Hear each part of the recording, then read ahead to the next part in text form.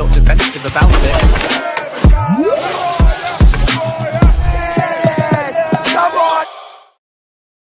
Yes, people, what's happening? Welcome back to the channel and welcome to another live show. Big up to everyone that's locked in. Make sure you're smashing the like, subscribe if you're new around here.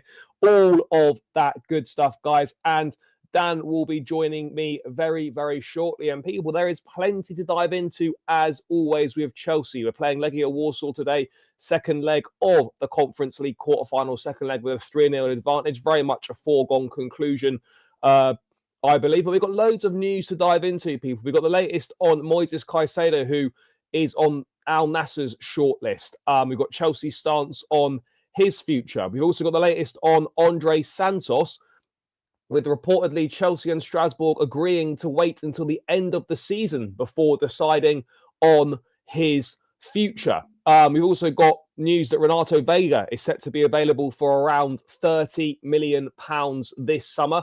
But Juventus reportedly prefer a loan deal, which is going to be interesting. Chelsea were apparently one of the clubs who explored the idea of signing Virgil van Dijk on a free transfer this summer. Make of that what you will. And Joao Felix is apparently keen to return to Benfica, although that's likely to be a loan deal, with Chelsea covering some of his salary. So yeah, loads to dive into, people. Loads and loads to dive into. Let's get cracking then, guys. Let's say hello to a few people and then we'll get the show on the road. Yes, big up. Appreciate it, brother. Bro, Sky Sports is not the Oracle anymore, unfortunately. Sky Sports has fallen off quite a bit in recent times. So just because something's not on Sky Sports doesn't mean it's not true. There is genuine interest from Al Nassr in Moises Caicedo. That doesn't mean that they're going to bid. That doesn't mean that he's going to leave. All that means is that he's a player who is on their list of targets, guys. Are we really going to replace Caicedo for Santos? No, we're not going to replace Caicedo for Santos. No. Who knows? Who knows? It's plausible. It's a possibility. No Champions League football for Chelsea. Santos is going to leave to go to a Champions League club. I don't know. Look, for sure, if Al Nassr do make a bid, I would imagine it'll be more than we paid for him. More than we paid for him, I would say. Absolutely no idea, but you can guarantee that it would be double, maybe even triple the wages that he's currently on. You know, for sure. Yes, big up, big up. Playing on Thursday night and getting bantered by rival fans on play. Yeah, of course we want that Tuesday, Wednesday football. We want to be in the Champions League. There's no doubt about it. But we've left ourselves with some difficult work to do. We've left ourselves needing to get probably 4 wins from the last 6 games, which is, yeah, it's not easy. It's not easy at all. 4 wins from the last 6 games, given we got Fulham away, Newcastle away, Forest away, and then we got Everton, Man United, and Liverpool at home. That's a problem. That is a big problem. So I'm not convinced that we will get that Champions League football, given our current form, given the fixtures that we have got left. Let's move on then. Let's get started then, guys, with the Caicedo stuff then, because it was reported in the Telegraph that Caicedo is attracting interest from Al Nassr. Moises Caicedo targeted by Saudi Pro League side Al Nassr. Now, obviously, Chelsea would want more than they paid for him. Naturally, Chelsea's valuation of Caicedo is significantly higher than what they paid for him back in the summer of 2023. And obviously, Al Nassr have got him on a short list of targets. Now, yeah, short list of targets. It's gonna be interesting. It's gonna be interesting. It's going to be interesting for sure. What happens?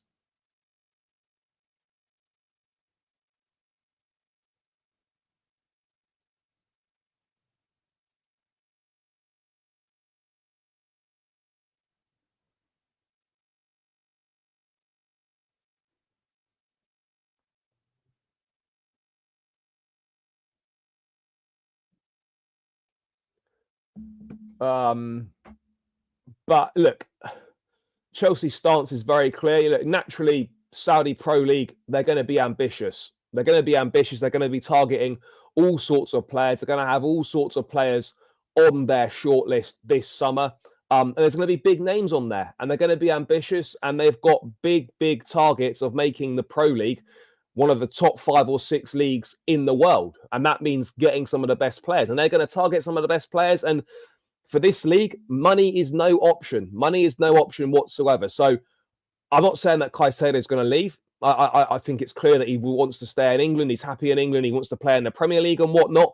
But I think there's a genuine chance that Al Nassr could well put an offer on the table for Caicedo. That's what I'm saying here. I think there's a chance that Al Nassr could table a bid.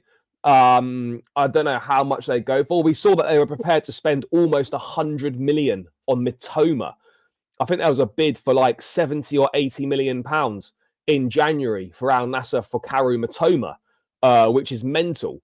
So look, money's no object here. They would be able to pay considerably more than anyone else. His wages would will double, triple, absolute minimum. And yeah, I'm not really too concerned by it. I'm not too concerned by it at all.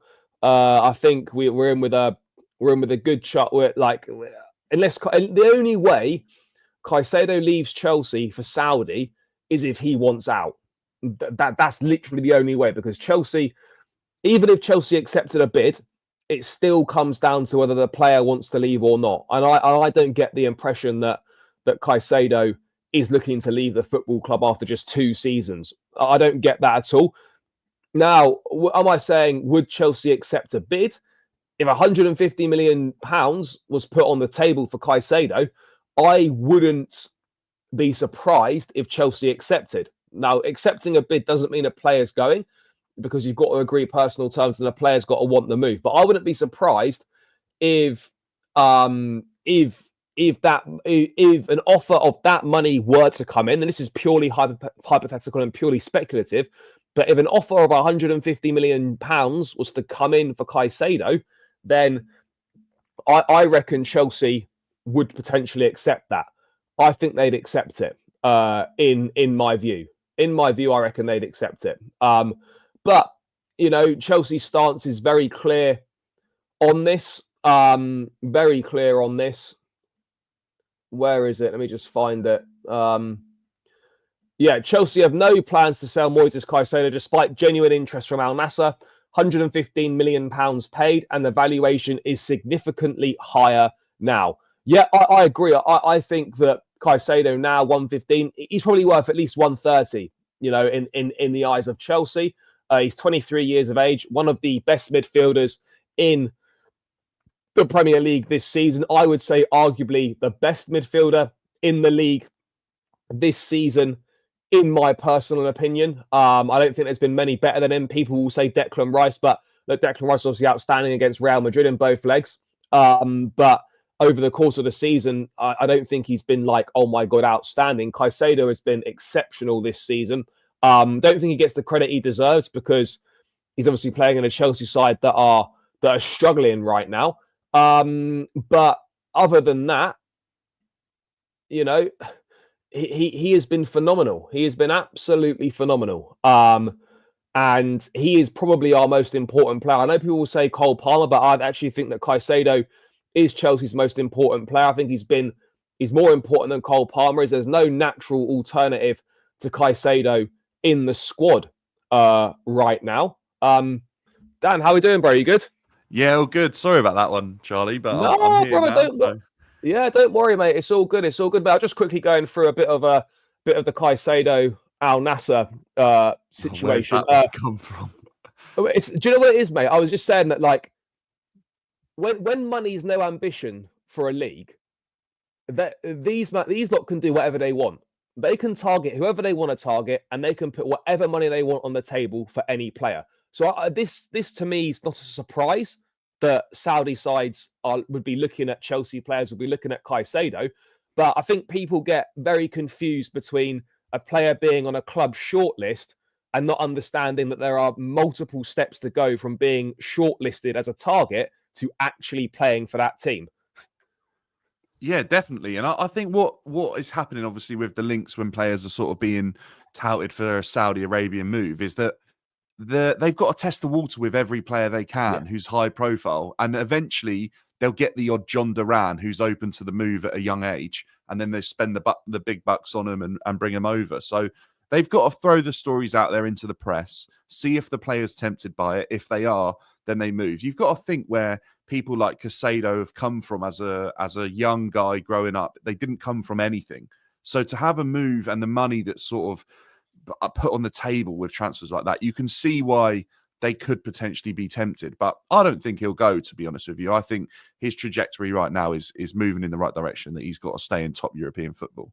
No, I absolutely agree on that front. I 100% agree that I don't see him leaving. I don't see him going anywhere. However, I could envisage a scenario where these lot do table a bid.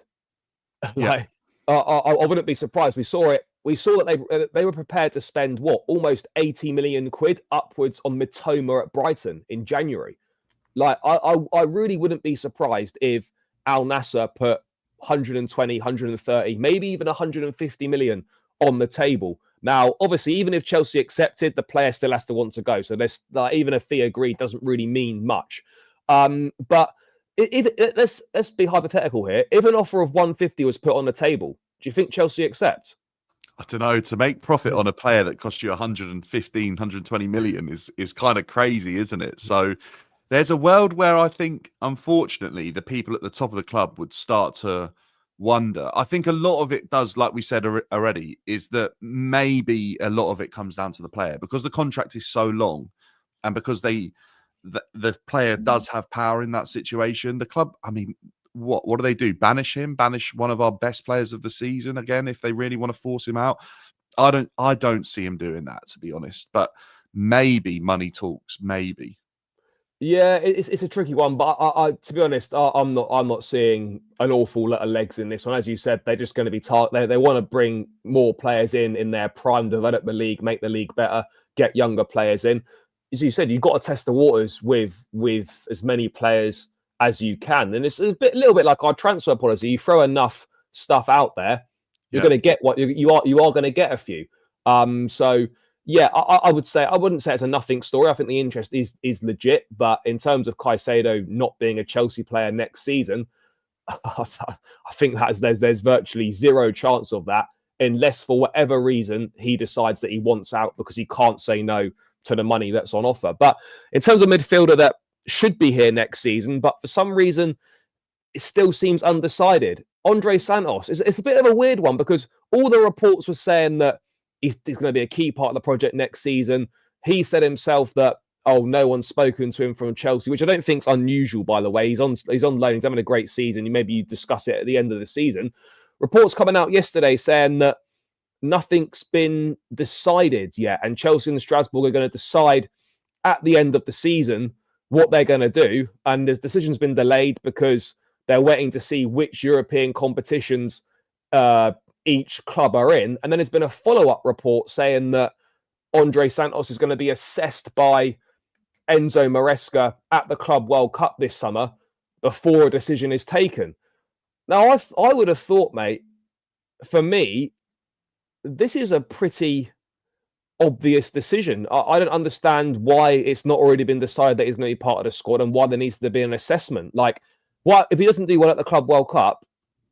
I wouldn't view that as a big issue. I mean, I still think he'll be here next season, but it's a little bit strange how the narrative is ever so slightly shifting in the way that this is being reported.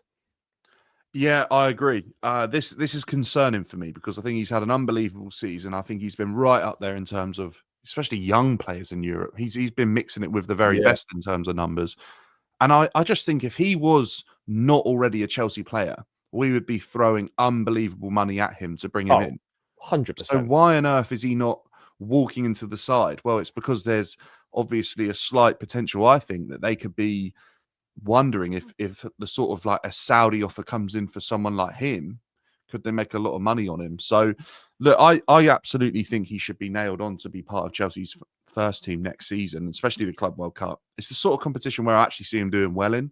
I think there'll be other players that take that with a bit of a breeze and don't really turn up for it. But we know that South Americans like to deliver on those sort of stages in the Club World Cup. It's big for them. So I don't know where this is coming from in terms of what Chelsea's plan is for him, but there's no way, in my opinion, that he does another season at Strasbourg. I think he's too good. Mate, he can't do another. He can't do another. He can't do another one, can he? Another season there. He is way too good. He's way too good. Yeah, he's been like I was just sort of touching on then. He's mixed it with the very best, and I just think Chelsea are potentially looking at how well he's done and viewing it as a potential opportunity to make profit. I mean, you can't tell me that teams like PSG wouldn't be looking at him, a number of other top teams in Europe. I think Chelsea would be mad to not put him in. And also, I think with what the issue we've had with Lavia this season, he would be looking at a huge amount of minutes that Lavia can't Yeah, quite seem to sort of turn up for at this moment in time of his injury record. yeah. It's mate. I'm just a bit.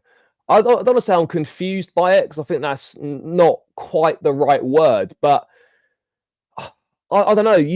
For me, you've got such an unbelievable talent there that you spent 13 million quid on. You rightly sent him away for another season at Strasbourg, even though there were shouts that maybe he should have been part of the squad this season. And actually, with how things have turned out, he probably would have played a reasonable chunk of minutes. Now, if I'm Chelsea and we're obviously waiting to assess his development at the Club World Cup, I I wouldn't be looking at 5, 6 games maybe in the summer at the end of a long season to make my decision on Andrey Santos. That for me would be a bit concerning if Chelsea are basing their decision on Santos purely on the Club World Cup, which is going to be a handful of games at the end of a long season. And if he doesn't do that well there, the thought of them sending him away is very strange because you've got Enzo Caicedo, injury-ridden Lavia, and then you've got a Dario Isugu who is coming into the squad as a new signing, young kid, not really that proven. You're sort of thinking, well, if we send him away again, where do you send him? And you're leaving yourself massively short. You would almost have to go and buy another midfield player, which just makes no sense whatsoever. Yeah, it wouldn't be the first deal that Chelsea have made recently that makes no sense whatsoever. But yeah, I think the issue with judging him at the Club World Cup is that the level of opposition, I just don't think it's comparable to what he'd be playing against anyway. I don't think it's even comparable to what he's played against in the French league at times. We're looking at clubs that are probably not capable of mixing it with the best 5 leagues in Europe for the majority of the leagues. So tough one for me if we sort of see him get judged on that and it doesn't go exactly how we all wanted, especially when you don't really know what the team's going to look like. He's got no idea of how this team's been playing. He's not been working with Chelsea this season. He's been working in a completely different system.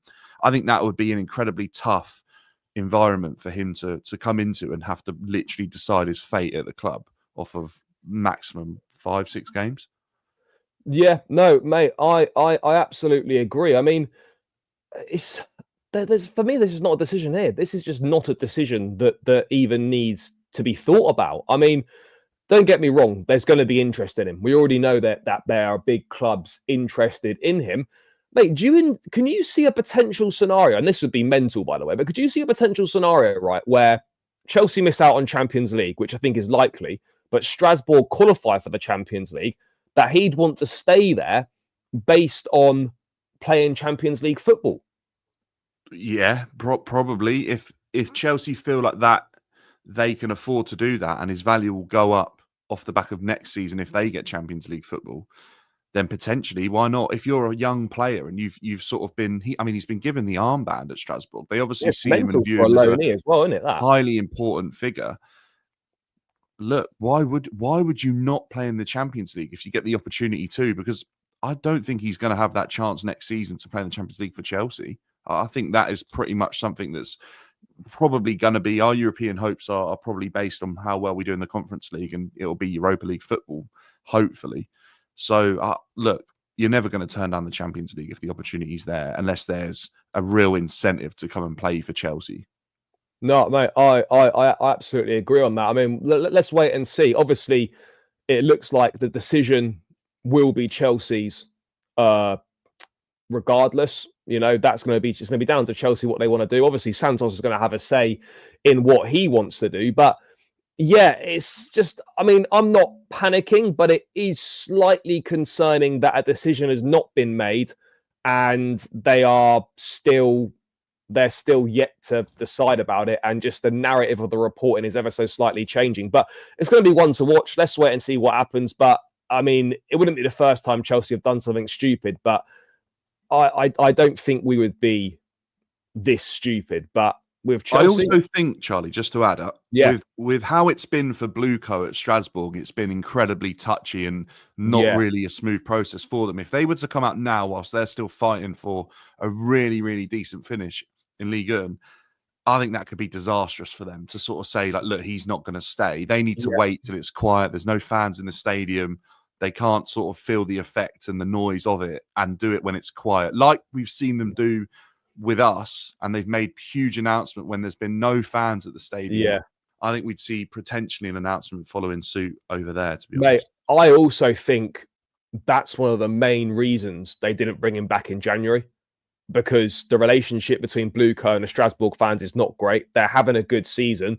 If you take the best player out of that team in January, you worsen relationships, and you also mean that potentially you're going to cost Strasbourg European football. I know we shouldn't be thinking like that as a club. You know, Strasbourg is secondary, and the priority should always be Chelsea. But I can perhaps slightly understand it from their point of view that if they did do that, it would have been an absolute disaster. It would have been a disaster for them on that front. But I mean, another strange one, mate, that's popped up. And I look, I don't want to discredit people or say that stuff's made up, because I've actually got no idea. But the idea that Chelsea were one of the clubs who explored the idea of signing Van Dijk on a free transfer this summer is one that I'm not buying, when you've seen that he's being paid 400k a week.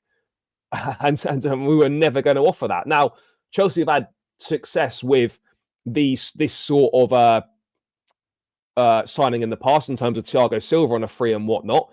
I can understand why they would have looked at it. We were close to getting Van Dijk before he went to Liverpool. We were definitely interested. Mate, what are your thoughts on this? Because I think this is I don't know. Unless Chelsea are suddenly going to change their wage structure, or Van Dijk was going to take a massive pay cut, given his affiliation with Liverpool, I couldn't even see him joining another Premier League team. Yeah, it's not the first bit of silly season news I've heard as well. I also heard apparently there was a rumour regarding Mohamed Salah having unfinished business at Chelsea as well. Oh, yeah, I saw that as well. Yeah, so maybe they did, but I reckon they were in for a rude awakening when they found out the wage demands, because unless they feel like this is the level of player that they have to bring in to break the wage demands, I mean, I just don't see that happening, because we've lost out on a couple of players now that I would consider good enough to break the wage sort of structure for, and we haven't done it. So look, unless it's going to be that we break it on free transfers for players that are of an exceptional level because they cost a minimal amount to bring in, I just don't think. Why would Van Dijk, who potentially could have gone to any club in Europe still, have entertained not playing in the Champions League? That's what would have baffled me. And I mean, to top it off, there's rumours today that Klopp's obviously going to potentially be in conversation with Real Madrid.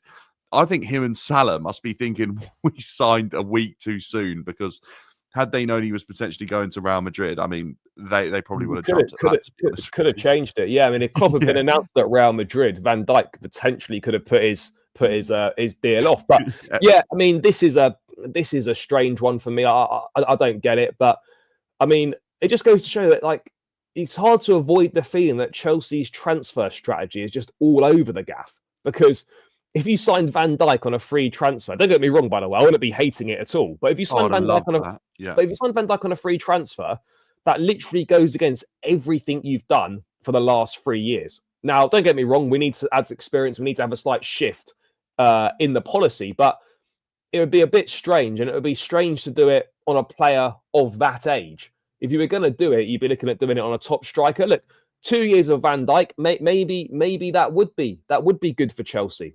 Maybe it would be, and I think having that sort of figure would definitely benefit us. But yeah, there's a few things that aren't really quite adding up. But I mean, talking of adding up, mate, what have you made of what's going on at the moment? It's been a while since we've chatted about Chelsea, but bro, we're shit, I'm afraid. It's a big problem. I think it's an indictment on the league that we've been shocking since December, and we are still somehow only 1 point outside the Champions League spaces. I think, if I'm not mistaken, since December, we have been the 14th best team in the league, and yet we're still well in with a shout of Champions League football. By the way, I don't think we're getting Champions League football, but at least speaking from this sense, I don't know if anyone can see this, but I'll just explain it anyway. Yeah, bro, we've only taken more points than obviously the bottom three and Spurs, West Ham, and Man United. Those are the only teams we've taken more points from since December. That is mental. Everyone bangs on about how dog shit Man United are, and rightfully so.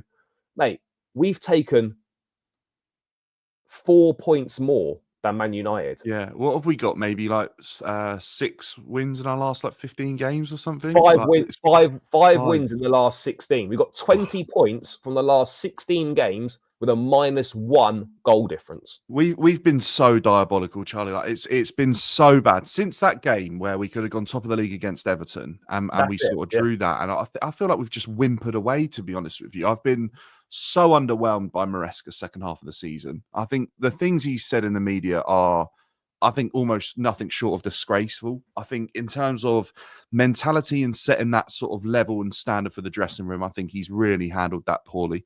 I think in regards to how he's spoken about the fans, I mean, this week's topped it off, but I don't think it was great to begin with. I just feel like him and Chelsea are a complete clash when you look at the DNA of what the fans believe the club should be. Look, he's been really underwhelming at times, but then it comes down to the players as well. And I think they've not been good enough. And maybe we've kind of had a bit of a realization as a group of fans that actually some of these players that we thought might be good enough, they might not be. No, I absolutely agree, mate. I was saying this after the Ipswich game, and I've probably been guilty of it myself. Like, a lot of these players that we say are good, look, they're good players, by the way. I think as a fan base, we have made out some of these players to be so much better than they actually are. We've got talented players and we have got some good players, but I think there's been this perception that we've made a lot of these guys out to be so much better than they actually are. The reality doesn't lie. What we're seeing week in, week out on the football pitch, these players are not performing. It is as simple as that. These guys haven't performed since December. We're now in the middle of April. We're going on 4 months now where this team and this group of players have not performed to the levels required. Now, I look at it. Yes, Maresca needs to take responsibility and needs to do better. But when you see, we have missed the most big chances in the league, probably for the second season running. I think we're top 3 under Poch for big chances missed in the league. Under Graham Potter and Tuchel, we were missing a huge amount of big chances. Exactly. As well. And so that's where I cut the manager a little bit of slack. I'm not giving him a free pass, by the way, because he needs to do better and he needs to find a way of doing something different. However, when you're on the sidelines and you are watching your side miss chance after chance after chance, what are you supposed to do as the manager? Like, at the end of the day, the tools that he's been given aren't good enough. And people will say, oh my God, with the money spent, that squad's easily good enough to finish in the Champions League. The reality is, this squad is actually not good enough to finish in the Champions League. And that for me is the biggest indictment and the biggest shambles at Chelsea, is that with over £1 billion spent on a playing squad, it's not even good enough to get in the top 5. Yeah, I have to agree. I think there's a number of players here that have been bought in for huge amounts of money, and I don't think they've ultimately performed at a level that we'd expect them to. And I think there's been a lot of reliance on young players that are expected to do really big things. And I think there's a huge thing that we're all forgetting here, really, is that these young players are, I mean, getting consistency out of young players and inexperienced young players at that. It's incredibly rare to get consistency. So big questions are going to have to be asked at the end of this season, I think, if we don't get Champions League football, because it's not good enough. Look, don't get me wrong.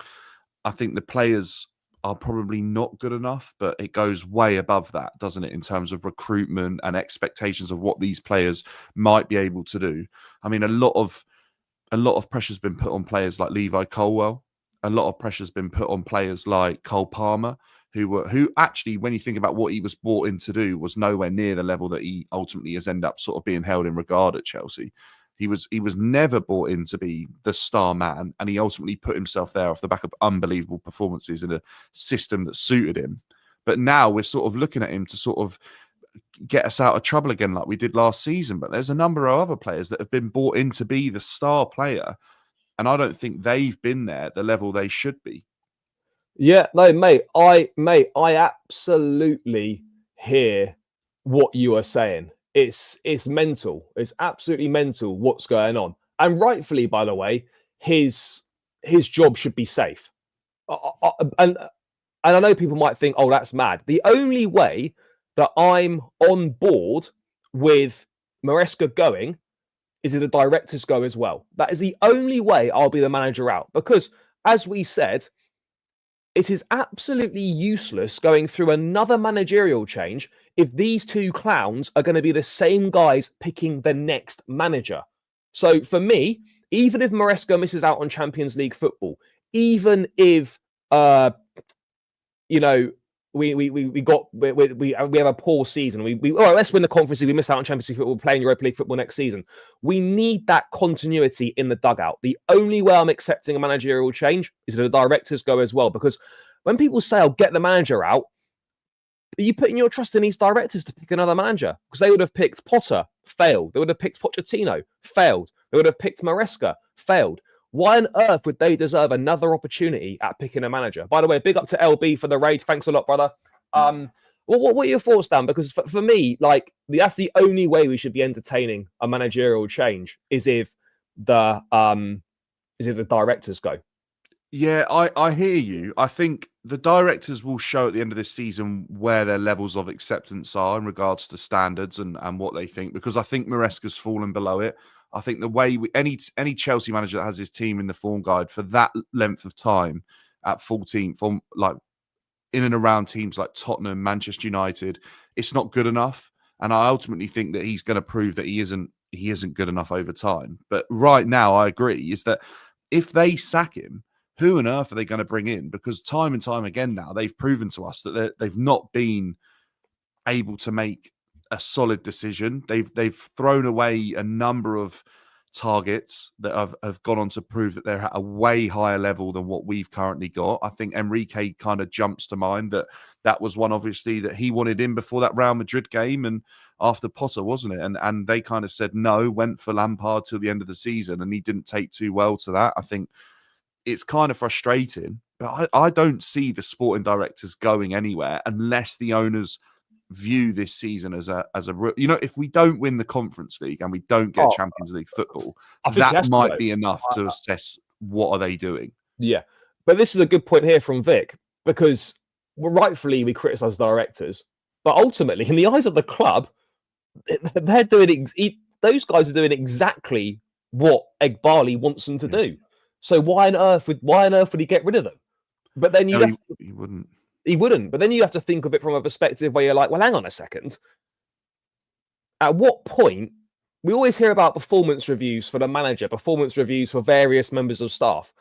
Where is the performance review for these directors who after multiple transfer windows have not put a squad together capable of competing and winning, who have got two managers wrong, and if they get rid of this one, would have got a third manager wrong, and they deserve an opportunity to to pick a fourth manager.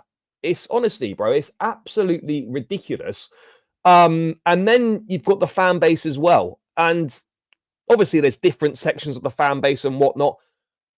I have to be honest, mate. I feel I want to be careful because I don't want to like offend anyone, but I feel there is a massive sense of arrogance and entitlement amongst certain sections of the Chelsea fan base. And in terms of, oh, we don't like possession-based football, therefore we're just going to boo it and we're not going to get behind the team and whatnot. Under no circumstances, in my view, in the first 15 minutes of a match, should you be booing your team because they are playing out from the back. This is the way we're going to play. This is what this manager's been brought in to do. Chelsea aren't changing their style of play. This is how the club wants to play. I get it. It's frustrating. Voice your frustrations. Like if you're pissing about at the back and you're losing the game or you're drawing or you're not winning or whatever, fine. The first 15 minutes of the game, come on. I think the fans have got a lot to answer for. We always go on about the Stamford Bridge atmosphere, but you've got fans moaning about the atmosphere, right? And then moaning about performances, but then they're creating a shit atmosphere for these players to play in. And then they're moaning that this young group is not performing in a hostile atmosphere that they've created themselves. I hear you. On the sense that booing that early is probably not the right thing to do. I don't think it gives the right sort of support that these younger players need. I think the fans are rightly in a position to criticize the club, criticize the manager's system, criticize the manager's style of play because it's been poor. To continue picking someone like Robert Sanchez as well, I think it probably makes that situation even worse because of how many mistakes and errors he's made. I think the fans are really, really fed up with that. And I think the fans are fed up with where Chelsea are at and where we've been. It's looking like we're going to go 12th, 6th potentially, which I just don't think is acceptable. The fact that this club were champions of the world when these guys got involved, and now we couldn't be further from that. I think they want to voice their concerns somewhere. I think they aren't going to protest in the numbers that we probably need for it to be vocal enough and make enough of an impact in the sense that Strasbourg have done towards Blue Coat. I don't see that happening. So look, I think there's I don't know if it's an arrogance, like you said, but it's coming from a fan base that is very, very used to winning over the last sort of 15 years, 20 years. And it's incredibly difficult to view what's going on. But at the same time, we need 3 points against Ipswich. We're all going to be in a better mood if you're mutual. Yeah, we're all going to be in a better position if Chelsea get Champions League football, right? So, like, kind of, if we throw that game away and it comes from stupid mistakes, get on top of the team. Tell them it's not good enough at the end of the game. Maybe at the final whistle, you make it well known that it wasn't good enough. Or, it gets toxic like it did a little bit under Pochettino when we were kind of saying this isn't good enough. Yeah. But to do it so early on, I think that's what Maresca was kind of getting at. Not that I'm defending him, by the way, because I don't think he should have ever come out and said anything. But I think that's what he was getting at, is like, you're not even giving us a chance in a game. You're on top of us straight away. And that's ultimately going to be damaging, which I think it is. I think 15 minutes is when I heard it, I was like, they've gone early today. Like, but that's my point, right? I've got no issue with frustrations being vented. But 15 minutes into a game that you aren't even losing, I think is ridiculous. Don't get me wrong. I don't like Robert Sanchez. He's not good enough. He makes you nervous every time he's on the ball. He gives it away. We know all this stuff, right? But the idea that in a must-win game, that you're going to get on the back of this team 15 minutes in is just mental. Now, I'm not here to police how anyone supports a team. People are going to support in whatever way they want. But what I would say is that is not counterproductive. Bro, imagine you sat at your desk at work, right? And someone is next to you booing everything you do. Every time you click something on the computer, boo, boo. Every time how's that going to make you perform? That's not going to make you do well at your job, is it? And that is the same thing, right? People seem to think they've got this right, that footballers aren't humans and that football is just a job at the end of the day, right? Obviously, it's a unique job and whatnot, but football is a job, just like sitting at a desk is a job. Bro, it's not. This is not a bad comparison. It is the same thing. If you have someone booing you at your desk, how is that going to make you perform? It's not going to make you perform very well. And it's the same thing here. It is counterproductive. At certain times, I agree. There needs to be a time where you vent your frustrations. But 15 minutes in, with a young team in a hostile environment who are already struggling because of the way the squad's been put together, in my view, that's just not the right way to go about things. If people disagree and have a different opinion, then that's absolutely fine. But I mean, I suppose you are treading on dangerous territory as a manager when you start taking on the fans. Yes, because I think ultimately the fans will always outlast you. No matter what happens, the fans will always outlast you. And I think that's the issue. And I think the other thing is that I hear what you're saying about it being a workplace for those players, which it is. I think they probably view training more as their like workplace. Yeah. When they go out, they have a level of responsibility, no matter how old they are, to turn up, perform. And I mean, at the end of the day, when the season tickets are going up, the prices are going up at the club. The concessions are a joke. It's incredibly difficult now for the average member to get tickets. There's a level of entertainment as well that is, I think, required from football clubs that they have to kind of put on. Especially when they're spending the kind of money that they do and showing this mentality to not go and win trophies. The fans want to be entertained. And I feel like Maresca's style of football, I mean, this is the second club now in England he's been at where the football's been heavily, heavily criticised. And look, Chelsea, I think there's a level at Chelsea where there is this sort of, I don't know what the right phrase or right wording is around it, but I remember when Sarri come in and I look at that football now and I think, oh, I would take Sarri's football over this every day of the week. And it really wasn't that bad. I think we played some really exciting stuff. It wasn't that bad. Sarri. Yeah. So I don't know what it is. I think there's a lack of acceptance towards a certain style of football at Stamford Bridge that really just seems to irritate a fan base. I'm not sure. I don't know how you ever fix that until they see that style of football bring success. Mate, that's the only way you fix it, because people will even if they don't like something, people will put up with it if you're getting the results. That is the only way to silence the doubters, is by winning. Because if you're winning, it's very hard to criticize a style of play. Because at the end of the day, you all want to win.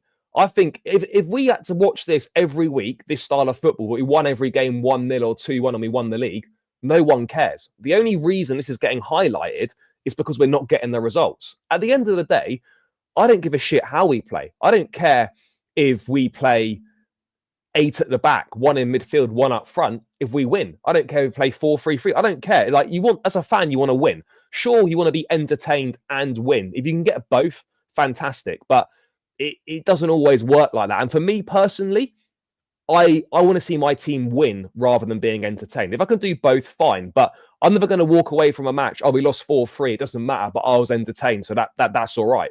You know, I want to see my team win. So, you know, it's a fine balance. It is definitely a fine balance to strike. It is very, very difficult to get these things right. Don't get me wrong. And when you start taking the fans on, you are treading a dangerous line. However, I actually think he's got a point. Now, whether he should have said that publicly or not is a different conversation. But I do think to a certain extent that he does have a point in terms of the atmosphere.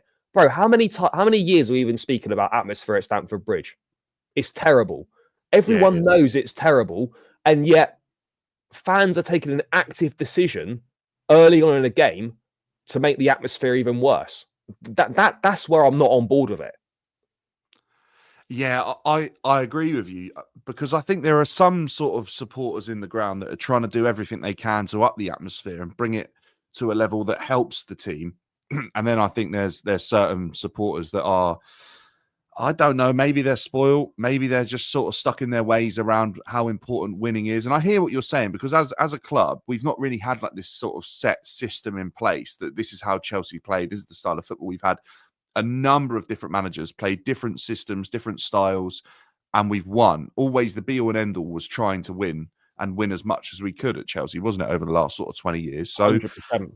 Yeah, I think Chelsea fans are open to a lot of systems. But I think there's an issue here that's come into play that Chelsea fans have associated as this sort of system, a patient build-up, as a system that doesn't work for results at this football club. And I think that's the issue. I think from the get-go, if it looks like Chelsea aren't being proactive, and if, you know, the one I always hear, Charlie, is that if the ball's ever played backwards from the halfway line back into our own half, there's always that groan that comes out of the stands. And I just think, look, don't get me wrong, I get that, but what at the sort of place that we are right now, we can end up with Ange or something, and then what do we do? Because you get like a double-edged sword where the owners go and get, or the sporting directors think, right, we need to get someone that's going to get the fans off of our back. So let's go and get someone that plays exciting football and it's like entertaining rather than results-based, and you end up with worse. So I think what the fans need to do, not the fans, but what the club need to do is ultimately, I think, go in and get a manager that's a little bit more focused on results and maybe plays a little bit less of a real sort of slow, patient, systematic build-up, because that obviously is just something that is going to create a rod for the sporting directors' backs if they sort of continue to back Maresca, because it's whatever we say and whatever we sort of suggest, I don't think it's going to go away now after he's sort of come out and gone against them from Maresca. No, I'll be honest, bro. I think we're at a point now where there's certain sections of the fan base that whatever Maresca does, they've made their mind up on him. Yeah. They don't want him here. And look, I can understand that to a point. The football's dire. The form is absolutely shocking. And I'll be honest, bro. I look at these last 6 games in the league. I can see us winning one of those, and that's Everton at home. And even now, that's a difficult game with David Moyes. Saturday lunchtime kickoff, that suddenly becomes a bit more of a difficult game given this change of circumstances there. Bro, I don't see us beating Fulham away on the weekend. Maybe we beat Everton. I don't see us I don't see us beating Liverpool at home.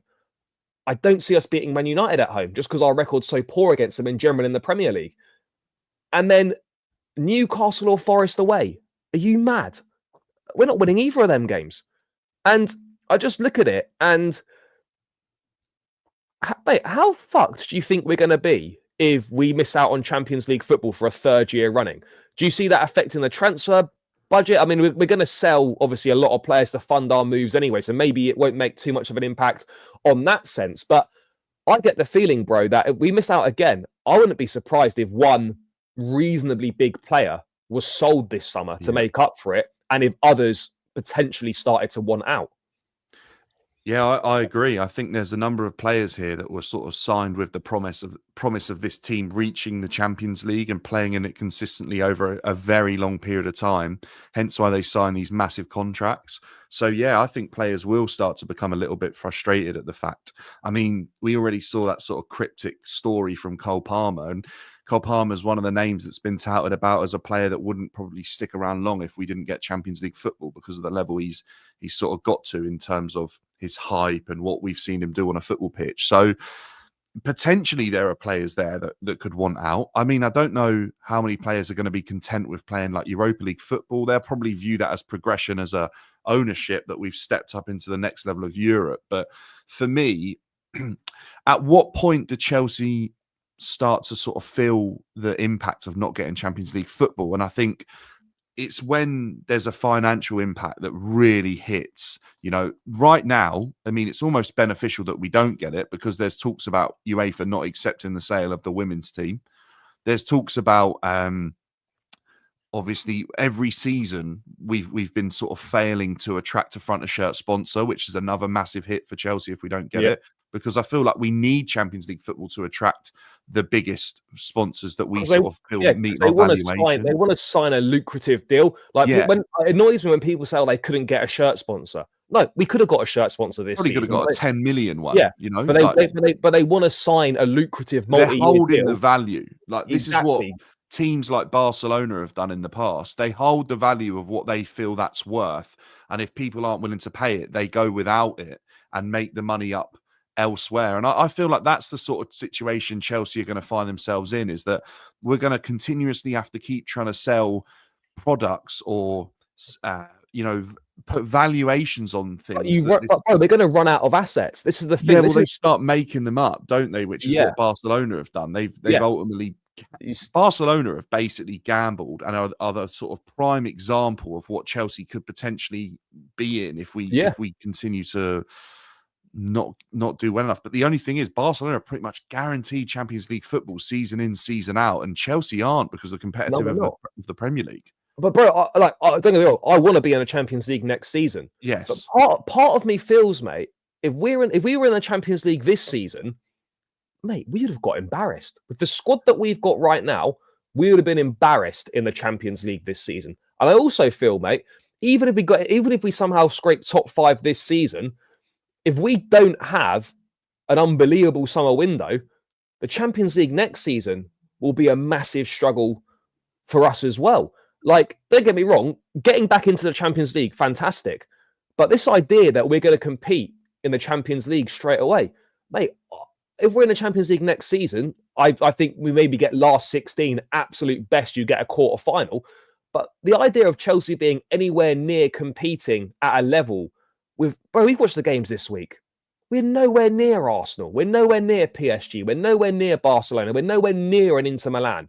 Like, the idea that Chelsea are anywhere near to be challenging at Europe's top table again, we're miles off, absolutely miles off. And there's no guarantee that we even qualify for the Champions League next season either, if we're in it, depending on the business that we do. And this is why I look at it, mate, and think this summer is the most important summer, because if we do the right business and get a top quality striker, a centre back, a right footed attacker, whatever we're looking for, there's a genuine chance we could challenge for the league based on the fact that everyone's going for a rebuild. City needs to rebuild. Arsenal needs to rebuild. Liverpool needs to rebuild. Newcastle are going to rebuild as well. They're going to spend a lot of money. The title's open next season in terms of whoever rebuilds the best is going to challenge and could win it. And I just look at this summer, and this, I don't know if you think the same, mate. This is such a massive opportunity for the club this summer to really put ourselves at the top table in the Premier League again in terms of challenging, or this summer will tell us we're just happy to be a top 5, top 6 club that wins the odd trophy here and there. I think, unfortunately, Charlie, we've already got the answer to that. I think we've already sort of seen the intent from the club towards how important we view it as fans, and sort of understand it very briefly in terms of what that does for finances for the club. I think we view it incredibly differently to how Eghbali does, to be honest with you. I think we, as a fan base, I don't know if we sort of aligned with Bowley a little bit better. I think Eghbali is completely in the opposite end of the spectrum to kind of Chelsea as a fan base. But look, I think if Chelsea were that sort of intent in getting Champions League football, one, they probably wouldn't have been as sort of focused in signing all these players that are probably considered to be a development prospect rather than an instant impact. And I also think in terms of recruitment regarding managers, they would have probably gone for bigger, more proven names and potentially gone about it that way. I put so much weight on Chelsea getting Champions League football this season because I believe it to be so important regarding the sort of the next 5 years of this club. Because I think if we fall out of it for 3 years in a row, I think there's a huge amount of players that probably won't want to be at Chelsea. Players will sort of start to share that they don't really care to force their way out. Players won't want to join. And I think there are huge... Going into this season, I still felt like there were huge issues in terms of gaps in this squad, in terms of quality and experience. Yeah. If we didn't get Champions League this summer, they're never going to come. That's kind of what I felt like. And I feel like that's what we're potentially approaching. And I felt like this was a chance to come off the back of, you know, potentially Champions League qualification, go and have a good Club World Cup and be sat there sort of building up to the season with a really, really decent sort of packet of money available to spend as a budget as well, because you would have generated quite a bit and had the promise of Champions League football that would probably then attract a front of shirt sponsor that was also big enough. I feel like we're at this sort of crossroads here where this is where Chelsea go from being one of Europe's elite, who have been in a period of sort of unsettlement and not really knowing the direction, to a club that no longer belong in that conversation. I don't know how you feel about that, but that's kind of how I view it now. No, bro, I agree. I mean, we're kind of drifting out of the conversation as we speak anyway, you know. you watch Champions League football, and like it's so painful not being there. But you look at it, and I just picture us in that competition this season, and it would have been embarrassing. Like we would have got battered. I mean, not by every team, obviously. We would have won games, but in terms of getting to the knockout stage, and you look at the football that some of these top teams are playing, quarterfinalists and whatnot. And I just looked at the quarterfinalists this season. Maybe other than Borussia Dortmund, I don't think we're better than anyone in those that were in those quarterfinals. That's a worrying thing. You know how difficult it is to win Champions Leagues. We won 2, but they were 10 years apart. You never know when it's going to happen. And you probably win them when you least expect to. The 2 that we won, we didn't expect we didn't expect to be anywhere near winning the competitions that year. But I mean, the summer window's massive. But if I said to you this summer we got Delap, Dean Huijsen, and Jamie Gittins, what are you saying for that as a summer window?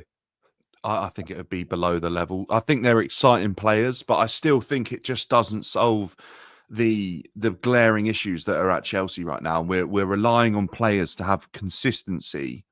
We're relying on the toughest age group to have consistency. It is so prone for young players to be inconsistent during their development years that we're relying on that to happen, because it's shown really this Premier League that if you've been able to sort of put a run of consistency together, you can find yourself in an incredibly good position this season. I think Liverpool have shown that. Every other team has been inconsistent for spells this season and have found themselves, like all over the place. Newcastle had a really slow start to the season. Now they're third.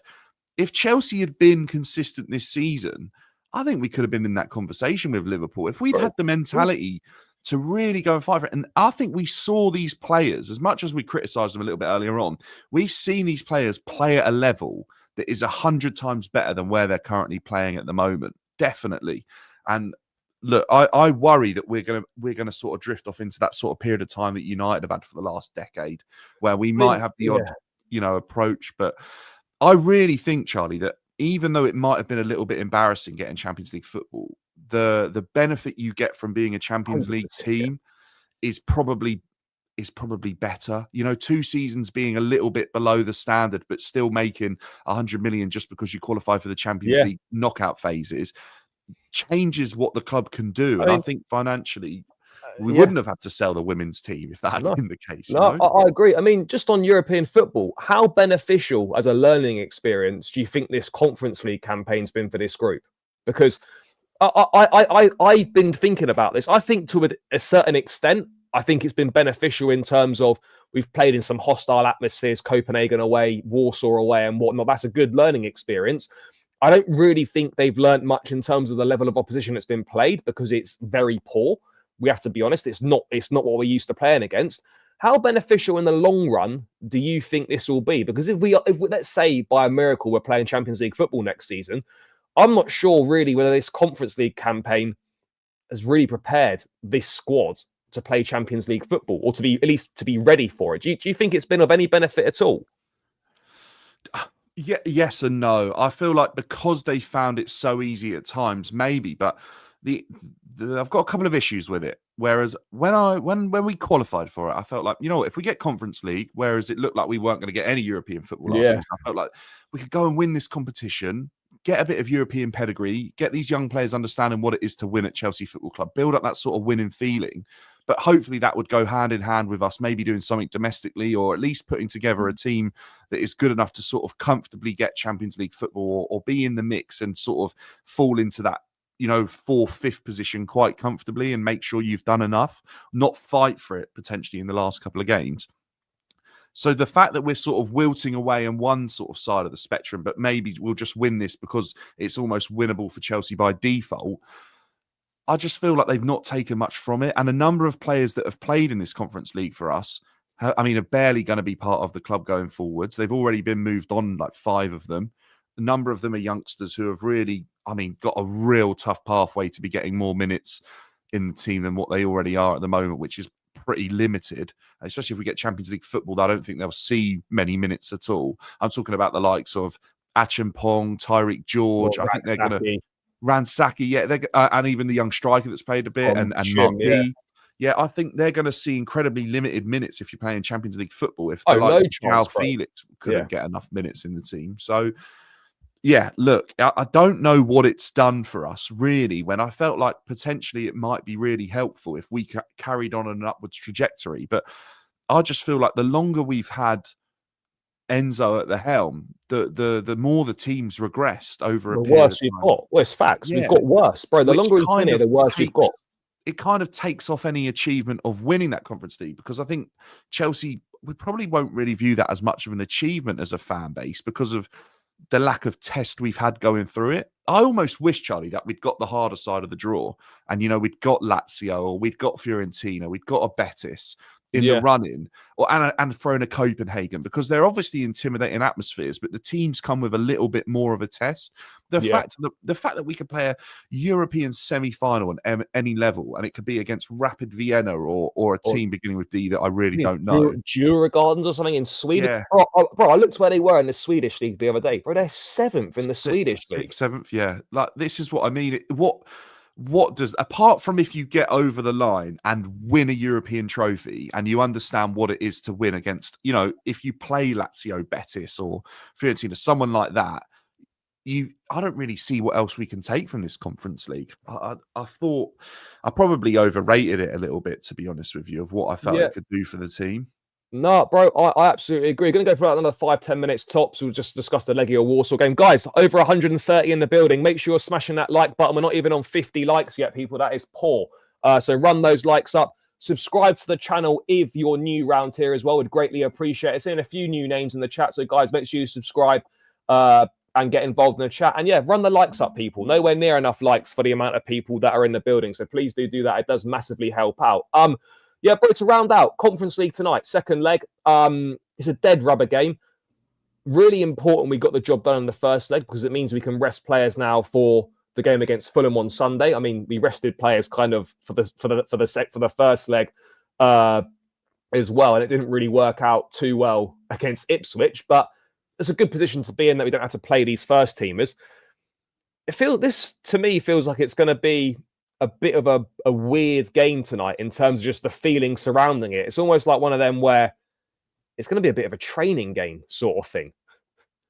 Yeah, if I'm being real, Charlie, like I'll watch it, but it won't be with much intent or expectation at all. That just kind of maybe, hopefully, we sort of put some bad toxicity behind us, get a really good result, try and lift the fan base a little bit, and maybe give us a push into a really tough run-in the Prem. But other than that, I think the job's done. And I think that is important, that Chelsea can sort of make these fixtures one-legged affairs, because the rotation's obviously going to be a problem for us fighting towards getting Champions League football. And I think I'd expect to see a pretty weakened squad tonight, in the hope that we can go full strength for the pretty much the rest of the season. But look, I can't deny I've been so confused by Maresca's rotation recently that I genuinely don't know what to expect. I think we've had a few chats this season about his rotation, and we were doing okay. But right now, like, the rotation sort of shocked everyone, because the Brentford one was the one that just got me.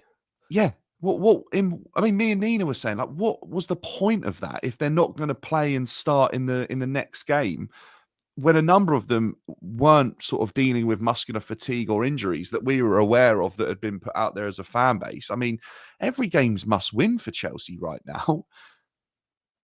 Yeah, it's a real strange one. I mean, I think there'll be a lot of youngsters tonight. I think someone like Nkunku, for example, will play, and he needs to get a couple of goals just to boost his confidence levels, trying to pick him up off the floor a little bit. Obviously, Dewsbury Hall will play. I think Raksaki probably plays in midfield. You have Tyreek George, you have Shinwa Heka up front. Achimpong will play at the back. I think Badia Shil will play. Maybe Tosin plays as well. Left back's the interesting one, because we don't have any natural left back other than Cucurella. Would you expect to see Gusto at left back? Do you think Reece James is going to play? Like, we shouldn't really be seeing any genuine first teamers in the team, to be honest. No Enzo, no Caicedo. I don't want to see Madueke, or I mean, I wouldn't be against Jackson getting a few minutes, maybe because he's still coming I back from thought injury. Jackson. A Just try and goal, get him a goal. a goal for him would be important. He hasn't scored this year. I know he's been injured for a couple of months, but he's not scored this year.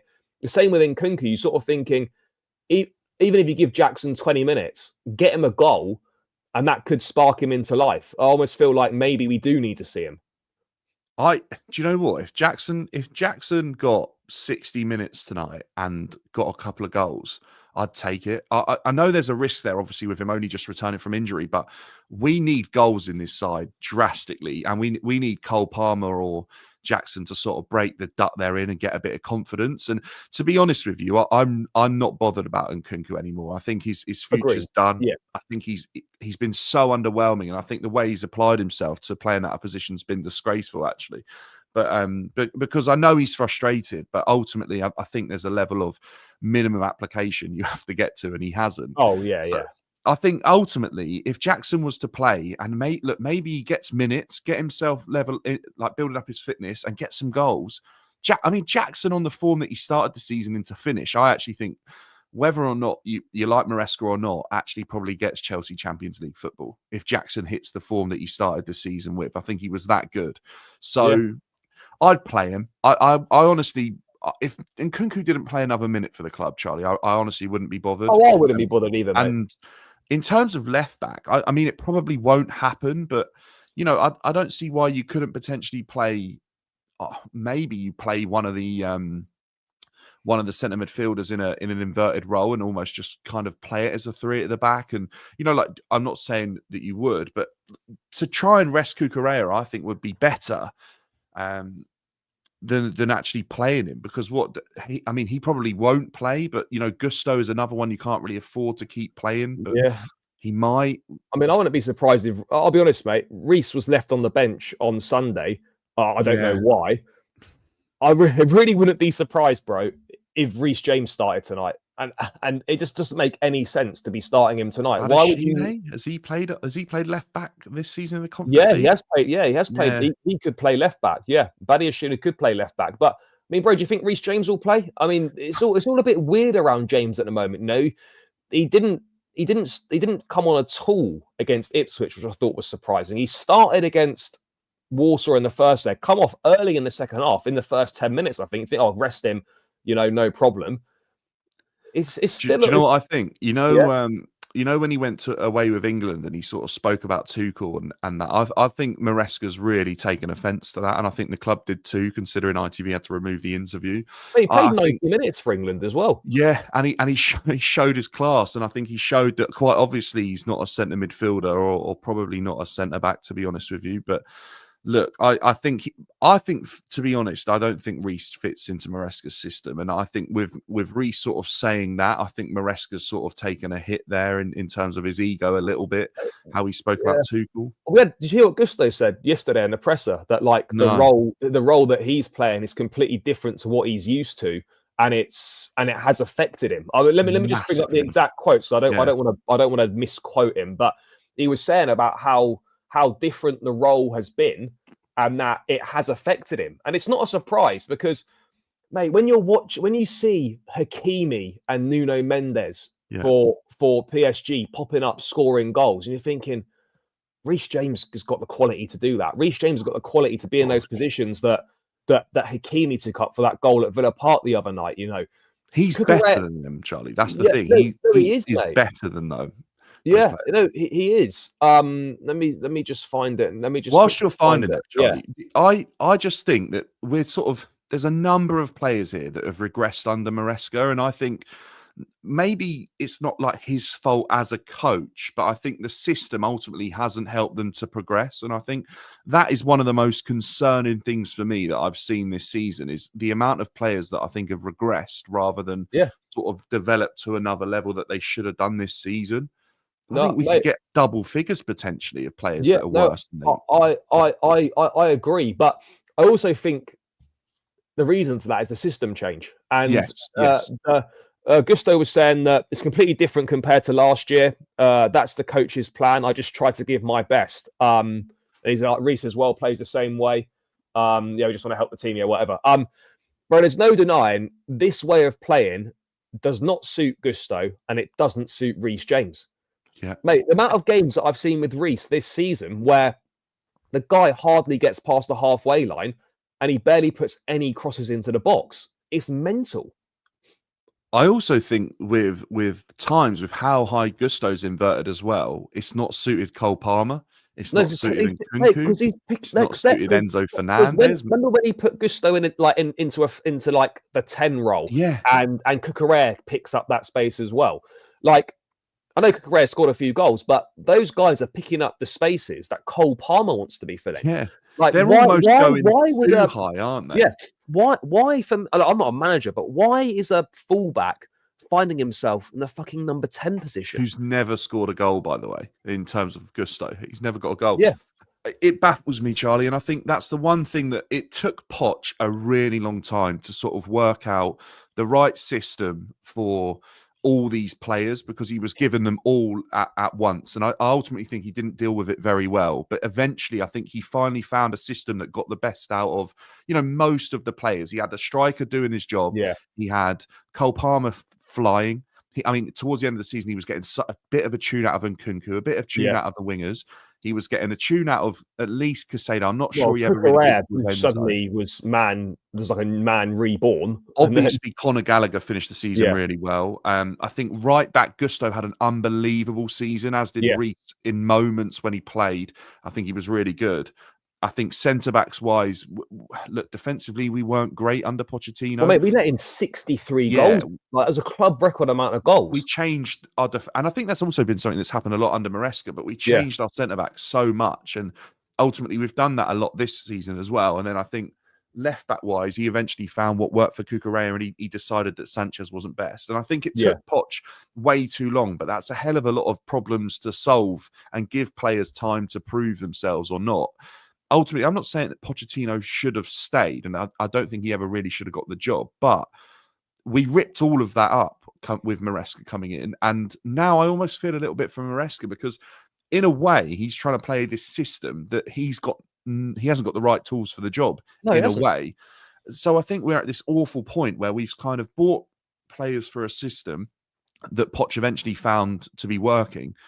And then now we've got to sort of rip it up again. And it just never really made sense to me that was the right type of manager to get in off the back of Poch was. And the way we finished last season, I'm not advocating that he should have stayed and whatever. I think he should have gone. But I always expected us to go to the next level in terms of recruitment and learn from our mistakes. And we didn't.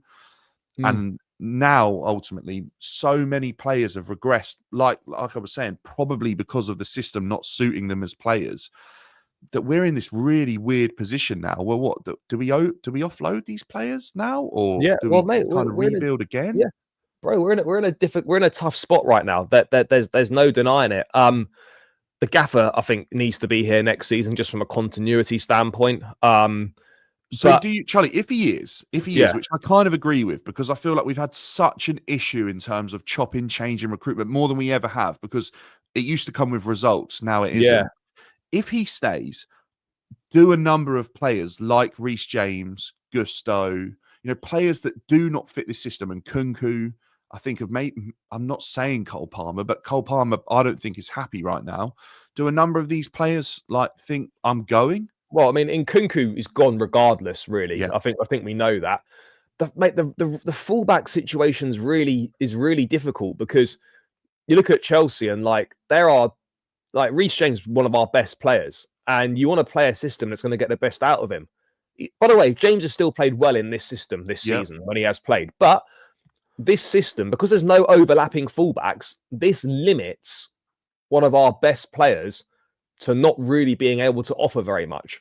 I remember Man City away, he barely crossed the halfway line, didn't put one single cross into the box, and I don't know. It's difficult, because the situation here is, mate, either you just suck it up knowing that you're going to outlast the manager, and maybe someone else comes in and the system will change slightly, and you'll go back onto being an overlapping fullback, which is a possibility, or you just suck it up and you get better at the role and you'll be able to have more of an influence. Maybe you can see James perform like Cucurella on the left-hand side, on the right-hand side.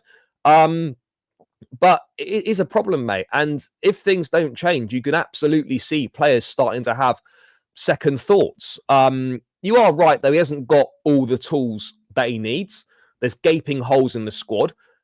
But next season, and this is a big if we get what we're supposed to get and it's of the required quality, there are going to be next to no excuses for Maresca next season. Has he done enough, Charlie, do you think, to be backed? You know, like we're saying he doesn't have the tools. Is there enough evidence there to suggest that if you back this guy, our fortunes might change? I think yes, based on the first half of the season from what I saw. And now people will say, oh, he was riding the Pochettino momentum or whatever. We don't really know. But I think I've seen enough evidence from August to December that he can be good. However, there's no escaping the fact that in his 2 seasons in management, both seasons have had an amazing start and have seen an alarming drop-off over the second half of the season and limps across the line. So I think he's done enough to warrant another season. But again, it's a results-based business. If we win the Conference League, I think he'll be here, regardless of Champions League. But if we were to get knocked out of the Conference League and we were to not qualify for the Champions League,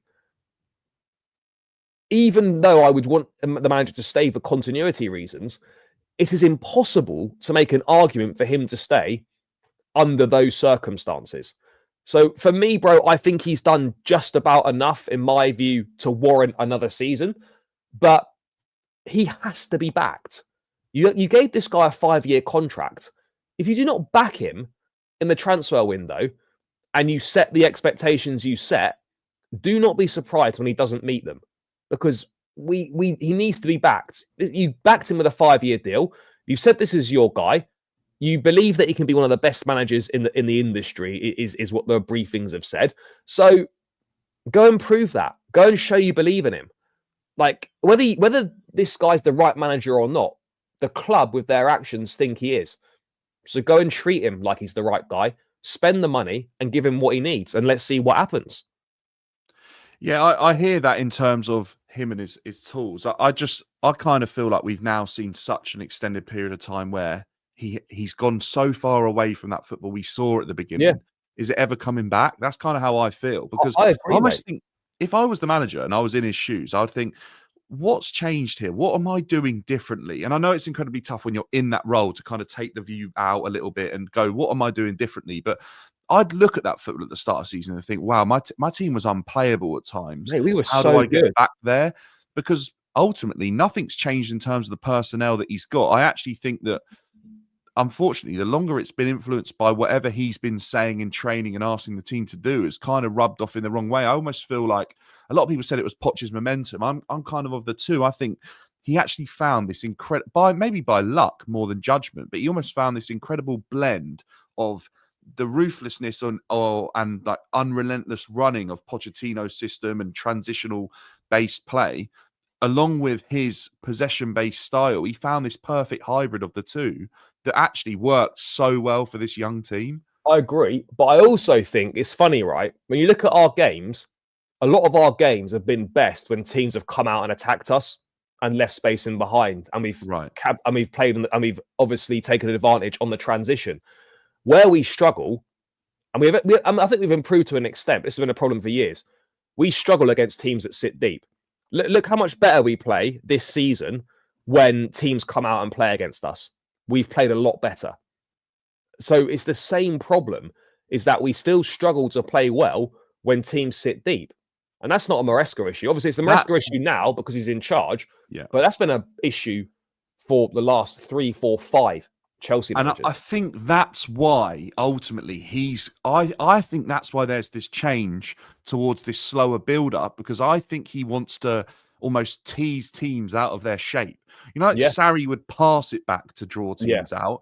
I think Maresca wants us to be slow on the ball to draw teams out, and then we try and play through them. And I think that's the thing where ultimately I think Chelsea fans aren't looking deep enough into it. And I think there's a huge amount of casual fans who go for the entertainment in the day and just winning and being a Chelsea fan.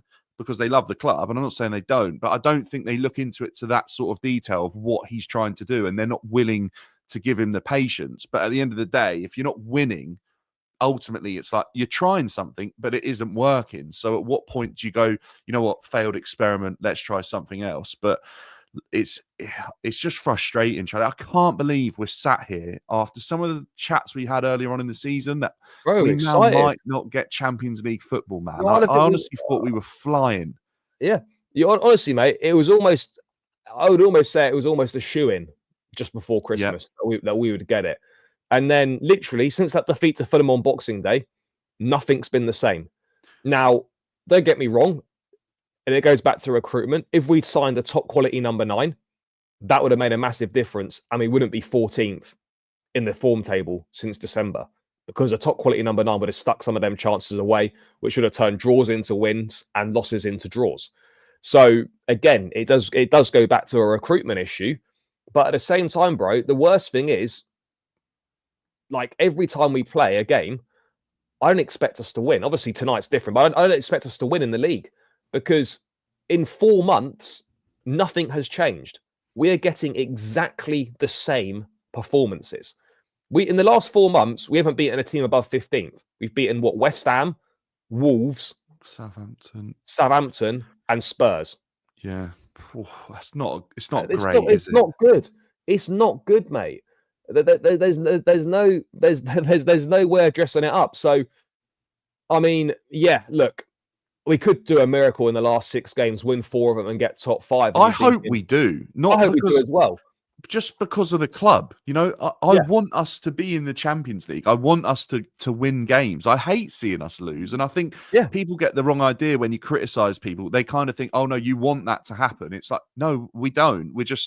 We can see the issues here that are causing a bit of an issue, like causing a bit of a problem and not leading towards results. We all want results. We wanted Maresca to do well, but... Mate, the last thing that I want to be doing this summer is discussing another search for a new manager. Yeah, it's boring. It is boring at this point. You know, we don't need it. It's the worst thing that, and it won't be what we want as a fan base. I think as a fan base, Chelsea would rather have Maresca change his ideas and learn than sacked. I genuinely believe that. I agree. I agree with you as well, mate. And this is what. And when people say Maresca outright, I'm like, okay, fine. I don't blame you. But they cannot provide me a realistic alternative. They can't give you one. They can't give you one, or they say, oh, that's not my job to do that. You cannot have a point of view and then offer no alternative to back up your opinion. So for me, as I said at the top, the only way Maresca out is if the directors go as well. Because you saw the shortlist last summer. Maresca, Thomas Frank, and Kieran McKenna were the last 3. If Maresca goes and these directors stay, you can guarantee that Frank will be on that list still, because he was very close to the job. And Kieran McKenna will probably still be on that list as well. Was on it before. And was on it before. And you also look at it, maybe Liam Rossignol might be on it. I think he would be incredibly high up that list right now. And you have to say, and I would say, are any of those 3 a better option than what we've got right now? Thomas Frank, and I think that's potentially, but the other 2, I would say no. I don't think, as much as Thomas Frank probably is a better manager than Maresca and has probably achieved a little bit more, I just don't think he would elevate Chelsea back to where we belong either. I just don't think he would. I think we've sort of crossed. This is what I was saying about how important I felt this season was, that if Chelsea were ever going to sort of learn from the mistakes that have been made the last couple of seasons, this would have been the turning point this summer, off the back of getting back into the Champions League and going, do you know what? We tried. It didn't really work, but we're back in the Champions League now. We go back to making this club elite and we learn our lessons too and eat a bit of humble pie. That I just think we're going to see, unfortunately, an acceptance of mediocrity, and they'll go the other way and ride out these sort of managers. Fabregas, for me, is the only sort of project manager that I think would do anything in terms of lifting the fan base a little bit. Can you imagine, though? Fabregas comes and everyone's delighted. Match day 3, Chelsea have drawn 2 games, lost 1. Fabregas not that good. Yeah, Like, it's just the name, isn't it? It's it's just a because name. there's a relationship with Yeah. Cesc that there isn't with Maresca. And do you know what's mad, right? People would accept being shit with a Lampard or a Fabregas because of their name, because of Yeah, their because they'll sing the club. Fabregas' magic every Yeah, game. yeah, exactly. And like being shit with those guys is okay because of what they've done with the club. Yeah. But being shit with Maresca is not okay because he's got no affiliation to the club previously. It's just a mad double standards in my view. But yeah, I mean, look, let's be real. At the end of the day, Maresca will more than I'm 99% certain he'll be here next season, and he just needs to be backed. But yeah, we'll round this one out here. Guys, big up for everyone that's tuned in. Big love to LB for the raid, as always, greatly appreciated. Guys, please smash that like button on the way out. We're only on 62 likes, so please smash that like button on the way out. Subscribe if you're new around here as well. We'd greatly appreciate it. Let's get this up to 70, 80 likes. We're on 62 at the moment, so smash the like on the way out. Subscribe, guys. And yeah, Dan, thanks for your time, as always, bro. Great to catch up. Let the people know where to find you. Yeah, pleasure being on again, Charlie. I feel like we haven't spoken in a while, so it's good to sort of air it all out. But yeah, at BDB Dan on all the socials, chatting about football and Chelsea. But pleasure being on, and fingers crossed we get a result tonight that kind of boosts the rest of our season. Yeah, bro, we need like a 5-0 or something just to get some food going into the Fulham game. But yeah, guys, make sure you subscribe to Dan's channel, tagged in the title. No, I'm not supporting mediocrity. I'm just being realistic. We obviously, unfortunately, we lack critical thinking these days in the world. But yeah, it is what it is. Anyway, big love, guys. Catch you later on. Up the Chelsea, and we're out.